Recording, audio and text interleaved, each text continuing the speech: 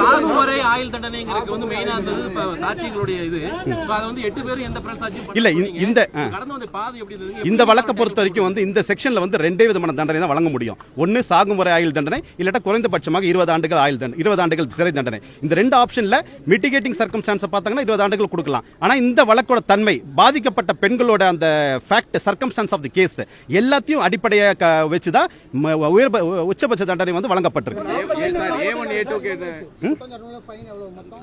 மொத்தமா வந்து 1,50,000 9 பேருக்கும் ஃபைன் அமௌண்ட் இம்போஸ் பண்ணிருக்காங்க. இந்த வழக்குல முக்கியமான ஆதாரமா எது சார் எடுக்கப்பட்டது? அதான் சொன்னேன், வாய்மொழி சாட்சிகள் கூட மின்னணு சாட்சிகளும் மற்ற நிபுணத்துவ சாட்சிகளும் வந்து இதுல ஒரு முக்கியமான ஒரு அம்சமா இதுல வந்து கருதப்பட்டிருக்கு. முன்னாடி பல வழக்குகள் இருக்கு சார். இந்த வழக்கு மத்த வழக்கோட எதோ டிஃபரன்ஷியேட் பண்ணி பார்க்க முடியும் சார். இந்த வழக்கு வந்து எப்படின்னா ஒரு 8 வழக்க ஒண்ணா விசாரிச்ச வழக்கு இது. ஏன்னா ஒவ்வொரு பெண்களும் ஒவ்வொரு பாதிக்கப்பட்ட பெண்களும் தனித்தனி இன்சிடென்ட் தனி இது வந்து உயர்நீதிமன்ற உத்தரவின்படி இது வந்து 8 வழக்குகளும் ஒன்னாக ட்ரையல் ஒரு 8 கேஸ் ஒண்ணா நடந்திருக்கு. ட்ரையல் வந்து 2.5 வருஷத்துல. ஒவ்வொருத்தருக்குமான A1 பாத்தீங்கன்னா அந்த டீடைல்ஸ் இன்னும் எங்க கிட்ட வரல. இது வந்து கோர்ட்ல வந்து சொன்னதான் நாங்க சொல்லிருக்கோம். டீடைல்ஸ் வந்ததுக்கு அப்புறம் I will give the split அப்.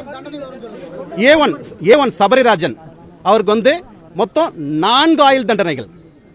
4 பெண்களை பார்த்தா 4 கவுண்ட் அவருக்கு 4 ஆயுள் தண்டனைகள். எதிரி 2 திருநாவுக்கரசுக்கு 5 ஆயுள் தண்டனைகள்.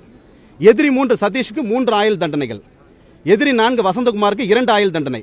எதிரி 5 மணி என்கிற மணிவண்ணனுக்கு வந்து 5 ஆயுள் தண்டனை. எதிரி 6 பாபுக்கு 1 ஆயுள் தண்டனை. எதிரி 7 ஹரானிமஸ் பாலுக்கு வந்து 3 ஆயுள் தண்டனை. எதிரி 8 அருளானந்தத்துக்கு 1 ஆயுள் தண்டனை. எதிரி 9 அருண்குமாருக்கு 1 ஆயுள் தண்டனை. சார் இப்போ இந்த பர்டிகுலர் கேஸுடைய இதுல இந்த அதிகபட்சமான கிரைம் ப்ரூவன் ஆனது எந்த அக்யூஸ்டுக்கு அவங்க என்ன மாதிரி சார்? அதிகபட்சமா வந்து அதான் சொன்னேன், எதிரி 2 திருநாவுக்கரசுக்கு 5 ஆயுள் தண்டனை ப்ரூவ் ஆயிருக்கு. என்னென்ன கேஸ்ல அவர் வந்து அந்த பாதிக்கப்பட்ட பெண்கள் வந்து 5 பாதிக்கப்பட்ட பெண்கள் சம்பந்தமான இதுல வந்து வழக்குல அவர் இருக்காரு. அதனால தான் அந்த 5 கூட்டு பாலியல் பலாத்கார வழக்குல இருக்காரு. அதனால அவருக்கு 5 கவுண்ட் வந்து ஆயுள் தண்டனை வழங்கப்பட்டது. ஆயுள் தண்டனை 20 வருஷத்துக்கு மேலயும் கூட போயிட வாய்ப்பு இருக்கு. இல்ல 20 வருஷம்ன்றது மினிமம் சென்டென்ஸ். அதனால இது சாகும் வரை ஆயுள் தண்டனைன்றது இந்த நிர்பயா கேஸுக்கு அப்புறம் சட்ட திருத்தம் கொண்டு வரப்படுது 2013ல. அதனால இந்த கேஸ்ல ரெமிஷன் ஸ்கோப்புக்கு இது வந்து இடம் இல்லை.